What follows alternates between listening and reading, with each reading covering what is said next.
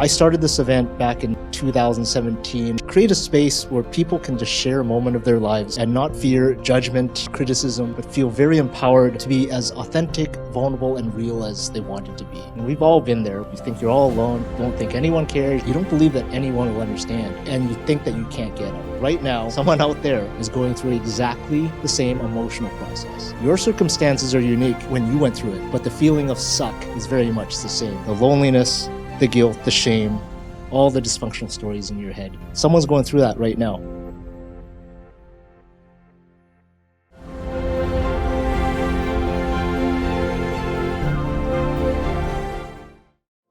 For the last 22 years of my career working with the big banks, one of the big things that people ask me is, Sean, what are you passionate about? And why do you do this business? Being able to help clients save money. Let's face it, life's expensive and it doesn't seem to be getting any cheaper. The key is consolidation and refinance. Surrey Honda features a large selection of previously owned vehicles. Finance and lease rates are available 7 days a week. The parts and service department is only closed Sundays, and there's multilingual staff on site. At Surrey Honda, 15291 Fraser Highway, 1 block east of 152nd. Express Lane Auto Body is family-owned and operated with over 20 years of auto repair experience. The ICBC accredited body shop is located at 132nd and 78th Avenue in Surrey.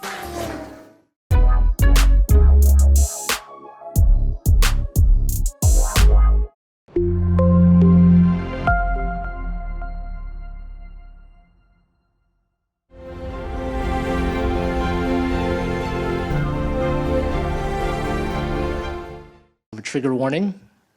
The stories that you're going to hear are personal in nature and can encroach on topics of abuse, addiction, and a whole bunch of dark topics I choose not to think of right now. But if it does trigger you and you feel uncomfortable and you need to leave, the exit is down the stairs to your left and the lounge is outside. And when you feel better and you want to come back in, you can feel free to be seated anytime I'm speaking. Interrupt me all you want. But if there is a speaker on the mic, if you can just please wait in the little foyer area until they are done speaking and I'm back on the mic. Anyway, so I distinctly remember the one time you came over, years later. I just had my son Sean. Sean was probably maybe a couple months old, maybe. New mom, first time mom. I think at that point, Sean was not sleeping well. He was not feeding well. I had a dog. My husband's doing the best he could. But basically it came down to the point that brushing my teeth was an optional thing. Days would go by, and what the hell? So anyway, Winston comes over. I'm completely disheveled. I don't think I've changed. It's 3 o'clock in the afternoon or something like that. He looks around my house, and it's stuff strewn everywhere, dishes piled high. And he goes, God, I make more money than you do. Yet you seem like you have so much more than I do. And I look around the house, I'm like, you can have this if you want. But at the same time, though, I realized what he was saying was the fact that, and all I could respond was, everything I have that you want, you can't buy. You can't buy my husband. You can't buy my son.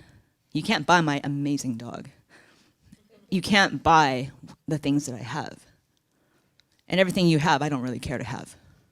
Yeah, and even at that point, I remember, it's just bounced off my forehead. It's what do you mean I can't buy a dog? I can go buy a dog. I don't want Mikey, but I can buy the dog. But it didn't really sink in because at that point, I was very, very, the lens was definitely pointed inwards, and I was looking for external validation, seriously looking for external validation of constantly up-leveling. What I call up-leveling is making sure that you made more than the last job significantly so you can tell your last job to suck it because I left and I'm making way more than now and doing less, which I thought was success in how society would dictate it. more money, which I understand now it just brings more problems.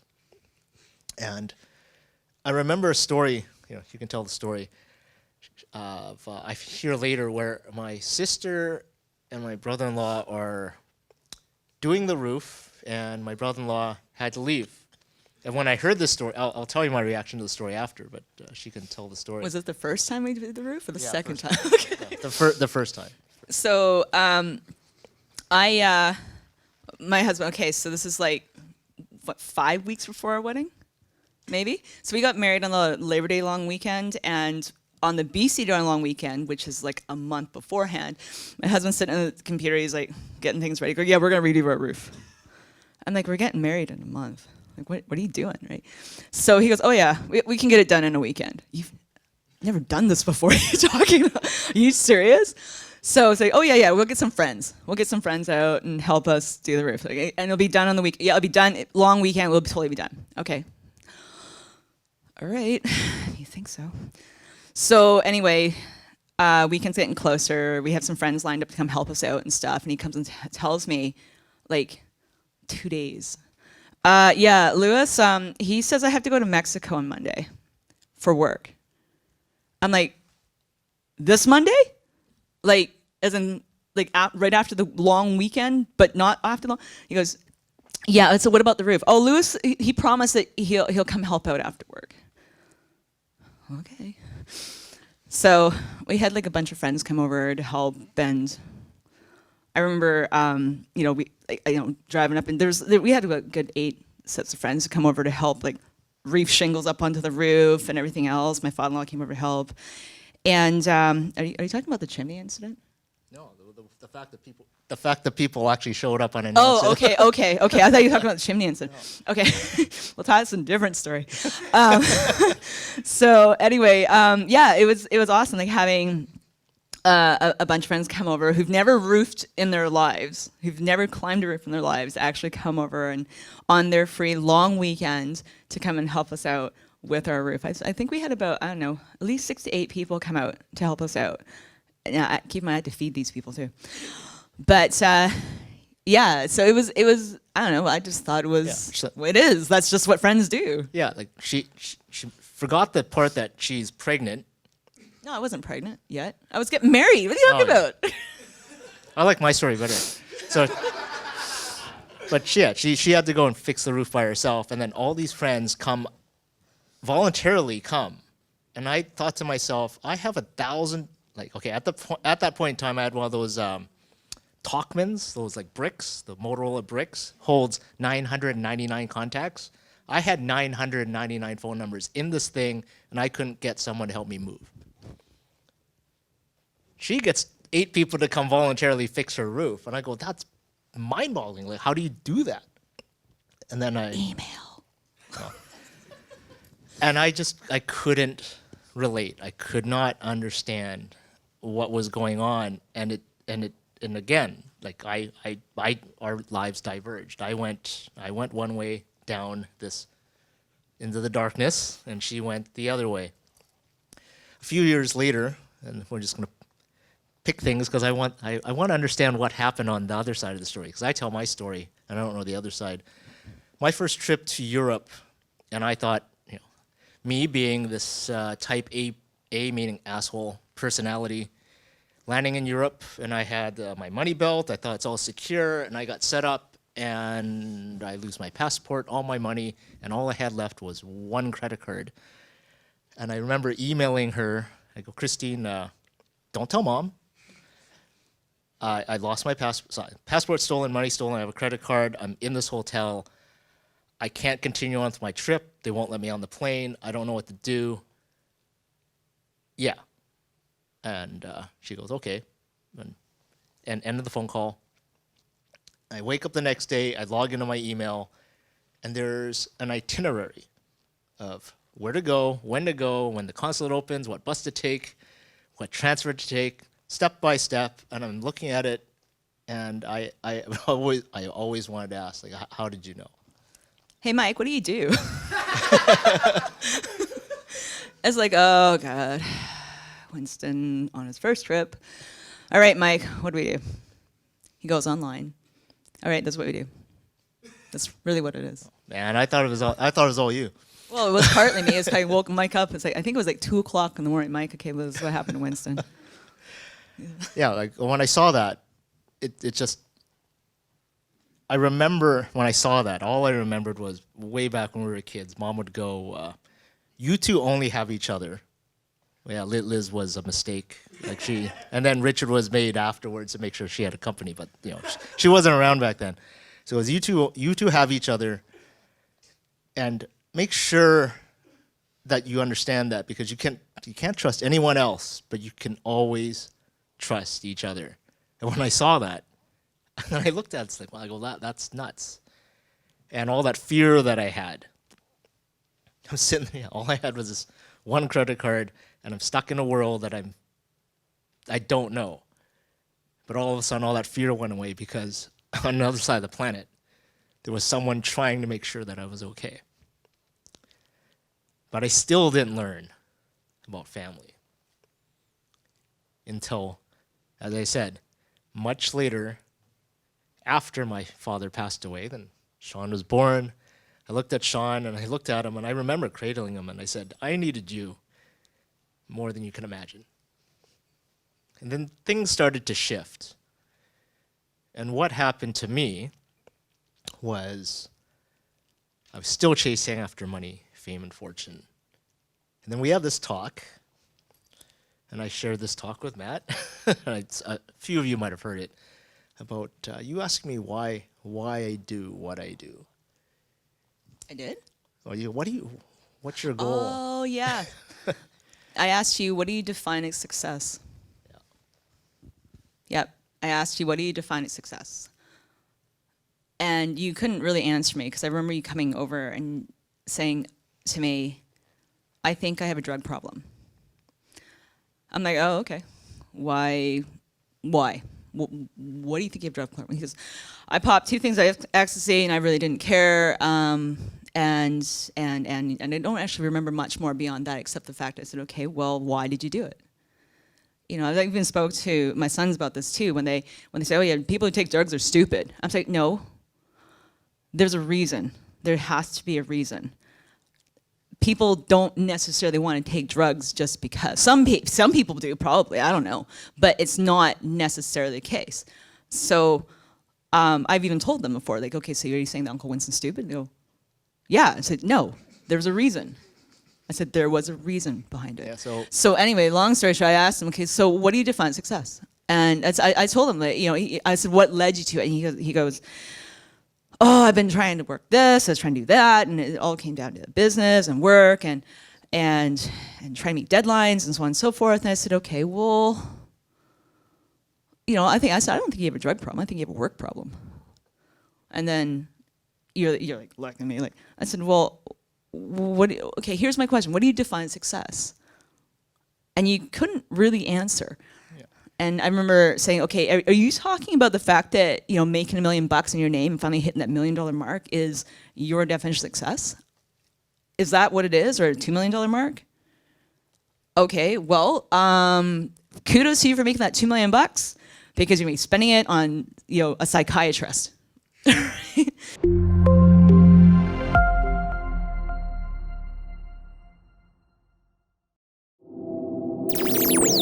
Surrey Honda features a large selection of previously owned vehicles. Finance and lease rates are available 7 days a week. The parts and service department is only closed Sundays, and there's multilingual staff on site. At Surrey Honda, 15291 Fraser Highway, 1 block east of 152nd.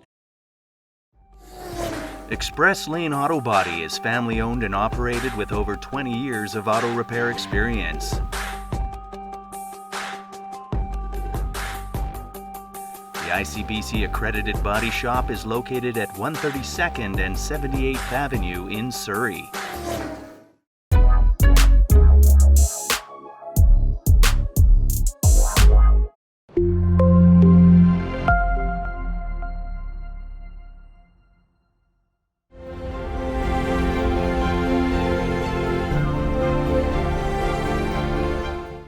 Trigger warning. The stories that you are going to hear are personal in nature and can encroach on topics of abuse, addiction, and a whole bunch of dark topics I choose not to think of right now. But if it does trigger you and you feel uncomfortable and you need to leave, the exit is down the stairs to your left and the lounge is outside. And when you feel better and you want to come back in, you can feel free to be seated anytime I'm speaking. Interrupt me all you want. But if there is a speaker on the mic, if you can just please wait in the little foyer area until they are done speaking and I'm back on the mic. Yeah, she goes, why are you doing what you're doing? No answer. She goes, okay, do you have a goal? No answer. She goes, why are you doing it for? And then I had an answer for that. A guy said, I want to hear that I did good by Dad and Grandpa. And she goes, they're dead. And I go, I know. So she goes, so you don't have a goal, you don't have an end goal, you're looking for acknowledgement for people that aren't here. That's insanity. You're going to kill yourself trying to accomplish something that can't be accomplished.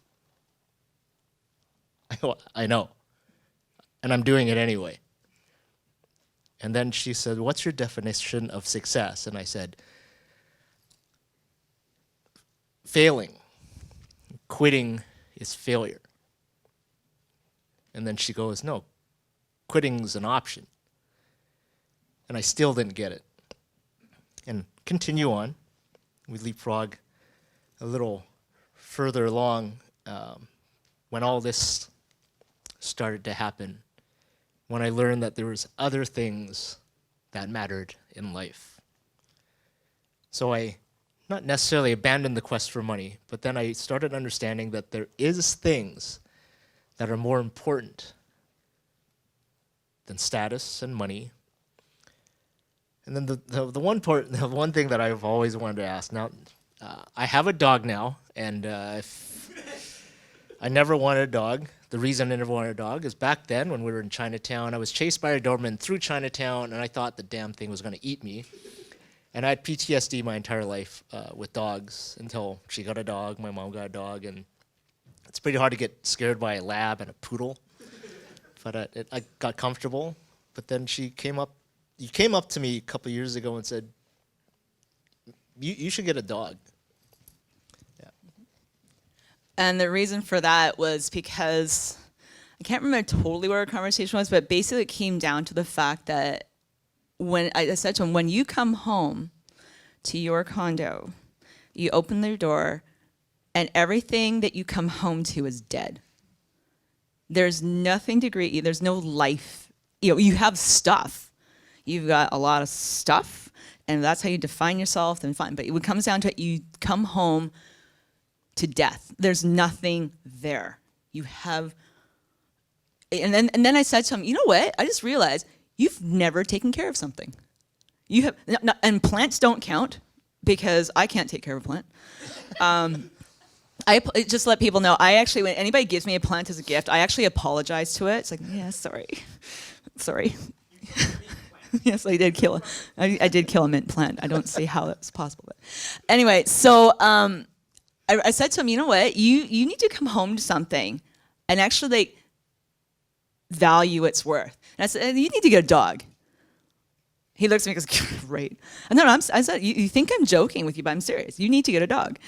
And then I remember, a couple nights later, I'm looking online, and I'm like, hey, check it out. There's this dog that's in Israel needs to be rescued, and it's blind. So I sent him an email message, hey, check this one out, right? And he sends me back a message. I don't think I can handle a blind dog. And I just sent him back a message saying, why do you always underestimate what you can do? So I'm sitting there working, and then you know how your mind drifts off and you procrastinate. And I go, why the hell am I looking at how to train a blind dog video on YouTube? If I didn't want a dog, shut it off. It happens again. Shut it off.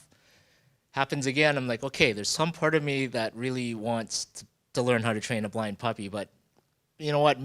Why don't I start easier? Why don't I start with a sighted puppy? So me with my glorious idea of what life should be like, I go out and I found a puppy that's being rescued in, I think it's Iraq. It's a beautiful looking puppy. And I go, yeah, I'm going to adopt that puppy. And Christine goes, well, why don't you adopt a puppy that you know that doesn't have some PTSD? That you know it's going to be stable. I'm like, oh, that's a good idea. And then we went in search for a puppy. And I remember sitting there. I remember she goes, why don't you go sit in the puppies? So I go and I sit in the tub in the middle of the puppies. She goes, why don't you pick up a puppy? And I pick up a puppy and I go, don't like that. It was like evaluating watermelons, right? And I just said, So I don't awkward. look like I'm connecting with any of these puppies. And she got sitting there, rolls her eyes. And on the way out, there was a puppy that was curled up in a little round ball, and heads popped up, and I picked it up, and I'm like, and then for some odd reason, I took this puppy and I actually brought it up to my face, and the puppy licked me in the nose. I put the puppy down, and then started whimpering as I was leaving, and I go, "Are you trying to talk to me?" And we left. And then Christine asks on the way home, what would happen, how would you feel if that puppy was gone? Oh, there's actually another part before that it happened. So we actually went back online to look at the link of that blind puppy because he was like checking out. And I clicked on the link. I'm like, oh, the link must be broken. Well, let's go to the email that I sent you because it's the exact link, right? Click on the link. Oh, the puppy's gone. And it was really interesting for me to actually see his face. I'm like, whew, it's gone. I'm thinking, well, you never really had it. But at the same time, though, it really made me realize, like, okay, wait a sec here. So when he saw this puppy, I'm like, okay, you got to understand that these things, once they're gone, right? And so that's why I had to ask him, okay, you need to ask yourself, are you willing to make this commitment? Yeah. So we went back, and I put my hand down, went back in, put my hand down, this puppy runs up, and I'm holding my hand like this, and she came up to the web of my hand with little puppy fangs and everything, and I didn't pull my hand away, and I let her chew in my hand. And then her sister, the puppy sister, comes this way, going after my other hand. I pull my other hand away, and I'm like, what is it about you that I'm so comfortable with? And I end up getting this puppy. What I didn't understand was what happens afterwards when you get a puppy. What happens afterwards, and I'm not talking about what happens taking care of a puppy. What I didn't understand was what happens afterwards when you're living with a living thing. And she was right. I never took care of a living thing before. I was dying. Come home every day and it's completely sterile. There might be like germs everywhere, but those. Now he comes on a dog pee. Yeah, now it comes back with more germs. But there's something living, and I didn't understand until now what that's like to come home to something, coming home to someone. It's just excited, doesn't care. It's like, oh my God, you came back again. You came back again. And there's these things that I learned from raising a puppy that I never learned before. But she had a puppy. And there are times when I tell her stories, like, yeah, I learned all, like, I had this mind-blowing revelation. She goes, oh, I knew that a long time ago. Yeah. So one of the things I gotta say about this, talking about coming home to something, is you're saying about coming home to something living and excited and everything. And I know that my mom, again, mom's in the audience here. One of the things mom always apologized to us as growing up is the fact that because we lived in the store and my parents, our parents worked 7 days a week, 8 a.m. till 9 p.m. every day, to support us as a family. We never really had things like going away on vacations. We never went anywhere. We never really had like some family, people go off camping. Like, I'm like, camping? What the hell's that? People go off ski trips and they do family things, but we never actually did that because we just didn't have the opportunity. Now, I remember like going home with my friend one time, walking home with her, and she'd be like those latchkey kids, you know, they'd have the key around their neck at the time. They don't have that, well, you probably do now. But, you know, I remember her going home and she'd like open the door, you know, she'd access the fridge, watch as much TV as she wanted. I'm like, wow, this is like the life. But as soon as I walk in the door, okay, hey Chris, you know what, can you just come and quickly just watch after the cash register for a bit? I need to go to the bathroom. Okay, you know, so I knew I was like working right away. So it wasn't really until we moved into a different home where it was a brand new house. It actually had carpet. We've never had carpet. And I remember walking this house and I was like, yeah, I get to go to a house. And I opened the door and you hear the beep, beep, beep of the alarm. So you had to go over, shut the alarm off, and you close the door. And it was my very first time ever that I came home from school and I didn't have somebody say, hey Chris, how was school today? My very first time ever from preschool until university that I didn't have somebody actually say to me, how was school today? How was your day today? I'm like, this is so weird. So then I walk into the kitchen, and on the kitchen is a styrofoam container all wrapped up, you know, keep warm. Hi Chris, I hope your day was good. Here's some dinner, give us a call. Mom left food on the counter for me. I'm like, I guess it was good. You know, hey Mom, yeah, I just made it home. You know, everything's good. Okay, well, you have a good night. Like, you know, I closed the door and it was so quiet.